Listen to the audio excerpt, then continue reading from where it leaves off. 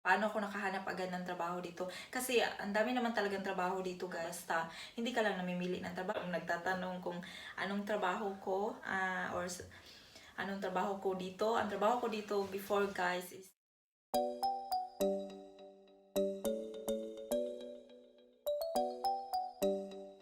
hello guys, kumusta kayo? Good morning sa inyong lahat. Nasa kusina na naman ako guys kasi bet ko yung yung lighting dito konti. Medyo yung boses ko tinatry ko na maging mahina kasi natutulog si Francine at si Frank din natutulog. Kakauwi lang niya guys galing sa work at saka magluluto ako ngayon ng lunch guys para sa amin ni Ella. Magigisa ako ng kalabasa. Ganito. Ito, mag-slice ko na siya actually guys. Ito yung kalabasa na dito. Nakaganito yan guys oh. Ganito yung kalabasa nila dito. Normally, yung sa atin sa Pilipinas, diba parang circle lang. So, ganito yung kalabasa. At nakuha ko to siya sa Russian shop. And then, i-slice ko lang yan siya guys at lututuin ko na. Ayun guys, magluluto ako ng lunch nga at saka want to share to you guys na nag-film talaga ako para i-share to sa inyo na hindi pa ako sure guys, hindi pa to final na itutuloy ko to. Nakakita ako ng tindog nga ako dito. Nakaano ako ng part-time job. Nakahanap kami ng part-time job para sa akin kasi pagbabalik ako doon sa dati kong pinagtatrabahoan kasi 'di ba guys, nabanggit ko na under motherhood leave ako ngayon at saka mag-e-end na siya this month after mag 1 year old ni Francine at saka ang plano guys is sana babalik ako ng trabaho after, pero yung trabaho ko before is ang aga niya mag-start guys. It's around, dapat ando na ako around 7 a.m. Tsaka yung babysitter ni Francine, naghanap kasi actually kami before ng kindergarten. Yun yung para siyang nursery guys na ibibilin, ano ba yun?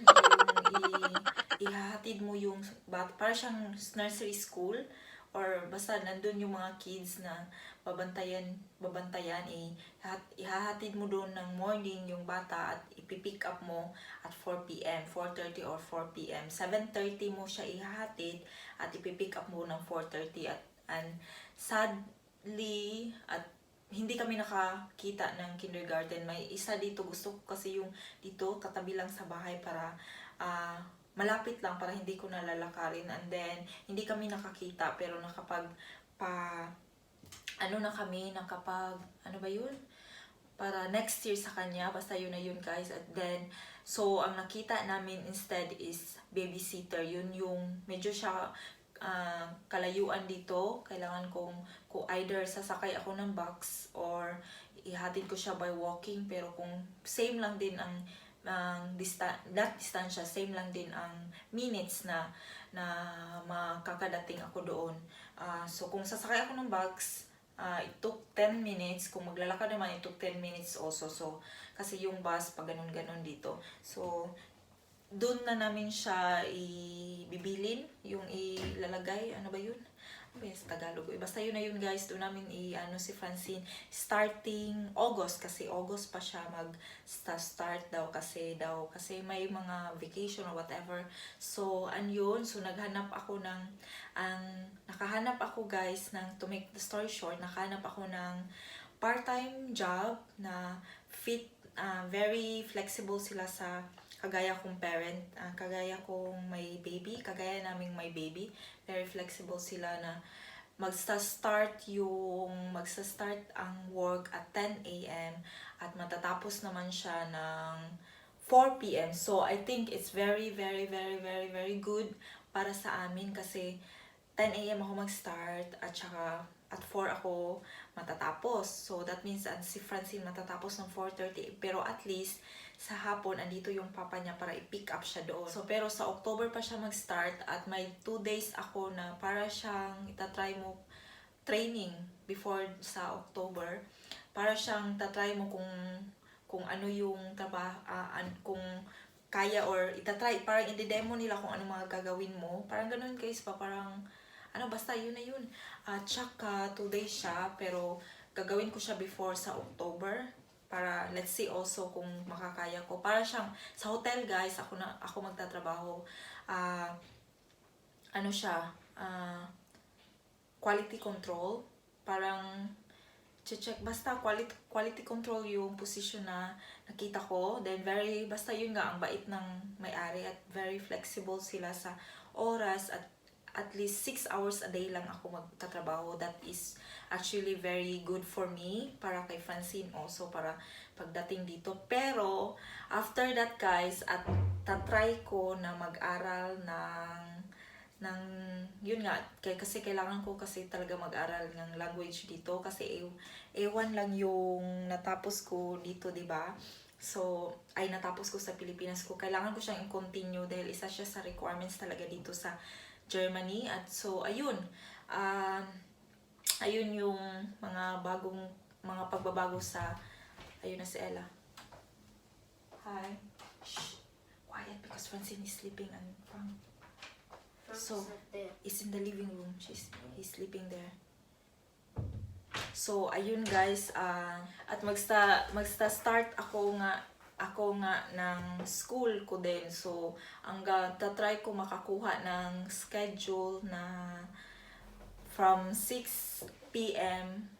onwards, kasi hindi din naman everyday yung klase ng language. So ayun yung mga pagbabago. So by starting ang school at least sa August, and ang trabaho at least on October, pero hindi pa yun sure yung sa trabaho guys. Titingnan pa lang namin kung yung position, kung kaya ko, or kaya ko naman talaga. Kasi before guys, sa mga hindi nakakaalam, para din sa inyo information, at dun sa nagtatanong kung anong trabaho ko, kasi yung nagre-reach sa akin sa Instagram, nagtatanong kung anong trabaho ko, or anong trabaho ko dito. Ang trabaho ko dito before guys is factory worker or production assistant. Kami yung sa Lush guys, sa Lush na company, yun yung trabaho ko before. At ang ginagawa namin ay gumagawa kami ng yung sa cosmetics, yung sabon, yung sa Lush. Kasi 'di ba ang Lush handmade siya dapat. So yun yung ginagawa ko before sa factory worker. At I will make a new video guys kung magkano yung sahod dito. Isi-separate ko siya para hindi siya masyadong taas. Pero I will explain now to you kung paano ko siya nahanap. Paano ako nakahanap agad ng trabaho dito. Kasi ang dami naman talagang trabaho dito guys. Kahit hindi ka native speaker o hindi ka marunong ng language nila. Basta hindi ka lang namimili ng trabaho. Kasi may mga trabaho kasing dapat talaga language. Yun yung dapat ko talaga i-pursue. Ko to siya sa previous matagal na video na I'm pursuing my career here, pero hindi ko siya continue kung hindi ako matututong mag-Deutsch. So make it short guys. Yun, factory worker yung trabaho ko dito sa Lush. Ako nagtatrabaho, and it's very early yung shift guys, at matatapos naman siya ng early, which is fine for me before na wala pa ang mga kids dito.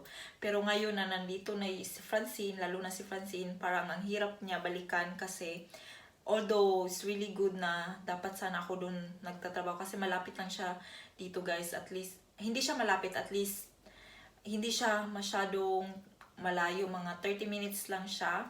Same din naman sa hotel, pero at least I think I prefer the Lush, kasi parang hindi siya crowded kung sa mga train, ganun.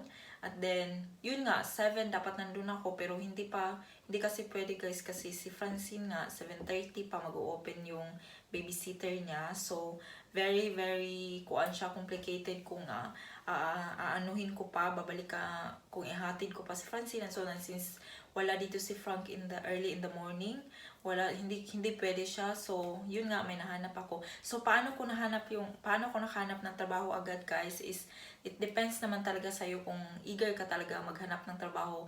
Ako yung Lush, nakita ko yun siya sa trabaho, recommended siya, sinabihan lang ako ng isang kakilala namin dito at saka sa newspaper din guys, madaming trabaho mahahanap mo sa newspaper dito sa inyong city kesa sa maghahanap ka online. Much better na hanapin mo siya through newspaper nyo kasi may post naman na dadating almost every day na newspaper, di ba? Doon ka maghahanap. Doon ko actually nahanap yung trabaho na hotel ngayon na 6 hours lang siya na part-time job, so which is good.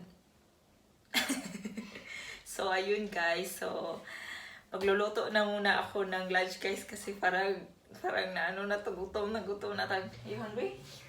Gutom na ka? Yeah. Magluluto muna ako guys ha, so continue later guys. Basta at least ayun na nasabi ko na kung paano at ano yung trabaho ko dito sa Germany. So see you later. Luto na yung guys niya, yung pork. Ilalagay ko na tong kalabasa. Daming kalabasa. Tapos lalagyan ko to siya ng coconut milk guys. Meron akong coconut milk doon para ginataang kalabasa siya para makakain sila ng squash or pumpkin. Siya.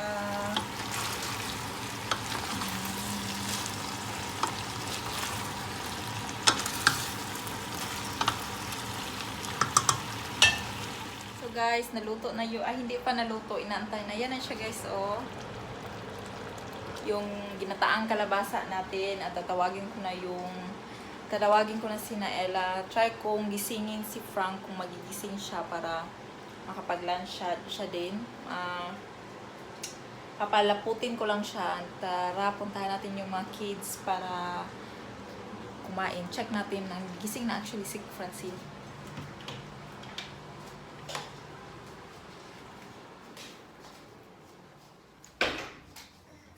Hello.